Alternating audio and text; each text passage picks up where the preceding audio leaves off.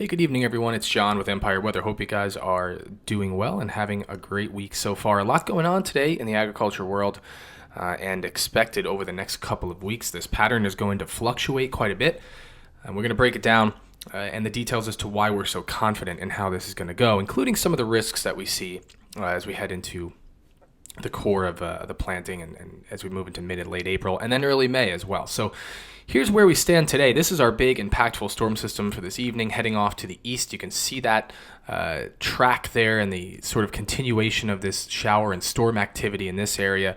Still some winter weather up here wrapping around as this system is going to really strengthen and very quickly really head on off to the north and east over the next several hours into the early morning hours of Friday. Eventually gone into southeast Canada. That'll leave us with broad, sort of wide area of high pressure across the central plains as we move into the late week and into the weekend. And the models are in good agreement that this is going to be a dry period. We look at this precipitation in 24-hour increments, and that frontal boundary slides off to the south and east tonight into Friday. And you can see really it's just pretty quiet as we move through the next several days and into the weekend. The models are in good agreement now that this will continue into the early part of next week. Here we see this is Monday into Tuesday. We have some sort of isolated showery activity across parts of the Midwest and Ohio Valley. We'll have to keep an eye on that, but overall, taking us about a week from today, there's really not much going on. A lot of your moisture is suppressed down here. We have our next trough approaching from the Pacific Northwest, but really not much going on across the belt during that time. Let's look at 120-hour precip totals. If we remove the current wave that's ending this week and look at the totals ending next Friday, so April 14th, very, very isolated precipitation. Very dry across the Ohio Valley, very little precip at all. Dry again across the northern plains, dry across the southern plains. So really just a couple of scattered areas of showers in these general regions, but the next 7 to 10 days, or really I would say the next 7 days, offer a great window for some work to get done. Let's look at this from an anomaly perspective, right? Roll this out through the end of next week.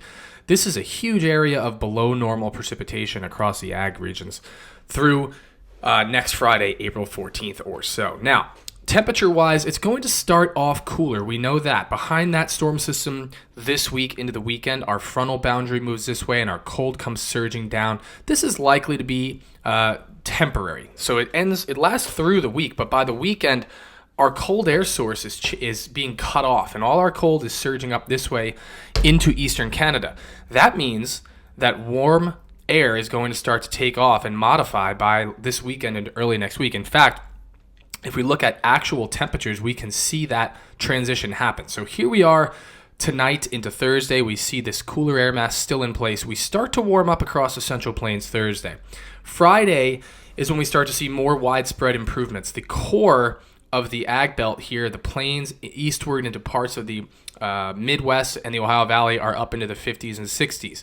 Still a little bit of a front preventing that warmth from reaching into the northern plains, which we'll touch on in a minute. But then by Saturday, here comes our warmth pushing northward. You can see the expansive warmth now. The GFS model, by the way, also in good agreement on the development of this warmer pattern as we move into the weekend. This is the European model that we're looking at right now.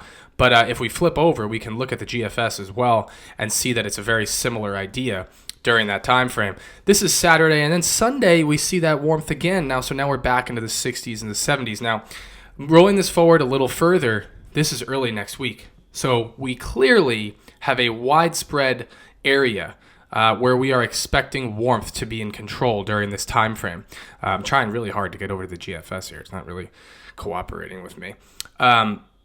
We still have an area, a very widespread area of warmth that we're expecting. And if I roll this even further into the middle part of next week, this is Tuesday, Wednesday, we're now quite warm in the southern plains, 80s and 90s on the European model, and 70s, 60s in the Ohio Valley, even the upper Midwest. This is likely an error up here where the model is feeding back on the snowpack. It's going to be warm up here too, in the Dakotas and in parts of Minnesota as well. But you see what the point is here when we look at this even from a national scale. The ag belt in general is trending much warmer by the time we get into the late weekend and the early part of next week. And we know that it's going to be drier as well. So there's going to be plenty of windows to get some stuff done, to get out there and move some things along here as we move through the middle part of the month. Now, before we go into the medium and extended range, I wanted to just touch on the Northern Plains region, because this area, as we have talked about, has seen an abundance of precipitation, really from the Dakotas, parts of northeast Colorado and Wyoming into the Dakotas, and then down into the Midwest, parts of the upper Midwest and Great Lakes. And if we go and look at what's going on there right now from a snowpack perspective, we can really very quickly see that the snow water equivalent is very impressive in the Dakotas and in parts of northern Minnesota and northern Wisconsin. This is an impressive amount of liquid, and we know that it's been chilly up there too. It's staying still chilly for the next couple days. We have a deep snowpack in place in this region that we haven't seen for a couple years in the early spring. And this is important because this doesn't just melt immediately. It's crusted over. It's a deep water equivalent snowpack from several storms. And so we watch this pattern over the next several days. You'll notice that the warm air doesn't necessarily get up here very quickly. It's going to take some time. And that snow is going to take some time to melt as well. And I think that as it melts, we're going to have another concern pop up, and that is going to be river flooding, right? Because we know a couple things. The first thing we know is that this area has seen an abundance of snowfall. But now, if we roll forward and check out what the models are suggesting is going to happen moving forward, we also see the forecast for the potential of river flooding in the spring in this area. And it kind of makes sense because all that snowpack that's up here, that's got to run off somewhere. That has to melt. And what we're seeing in the forecast here is not only the Red River, and as we move into South Dakota, the James River, but the Mississippi as well, down into parts of Minnesota and Iowa, and even down into parts of the Midwest, where we could see some river flooding issues. And if you really do think about the reasons why that would happen, it makes a lot of sense because we know what the snow water equivalent is across this area. We know how anomalous this is. But we also know that the models are forecasting an increase in warmth overall as we move into the middle part of April, closer to that middle part of April, seeing that warmth spread out across this larger region in general. And that's an important distinction between just forecasting the possibility of that snow to melt and knowing that we're going to get that warmth up in that area. So I'm a little concerned about the Dakotas and Minnesota for delays, specifically as it relates to that lingering snowpack. Moving forward and looking at the pattern as we head into the middle part of April, there's a couple things that we start to see. First of all, we're looking here at the zonal winds in the equatorial Pacific. This tells us what's going on with the ENSO state. We know that we've transitioned out of La Nina and into neutral, but now we're seeing a forecast for another westerly wind burst. You see this red area here after. This line is the forecast down here. This is what we've observed. This westerly wind burst in conjunction with the forecast for another impulse coming out of the MJO into phases 7, possibly even phase 8. That tells us that the Pacific jet is going to come back and this pattern is going to get active again. If we look at the phase 7 MJO in April, historically, we see a ridge near the Aleutians, a trough developing in the Gulf of Alaska and in the Southwest, and ridging in the eastern United States. So now let's roll forward and look at the European model during that time frame. I'm going to pull up the United States, and you're not going to be surprised to see that it looks very similar to that composite. If we back up here and look at North America, we have ridging near the Aleutians, we have troughing moving into the Gulf of Alaska and the West Coast, and we have our eastern U.S. ridge. This is essentially the phase 7 composite. So this is a high confidence forecast here as we move into the middle part of April.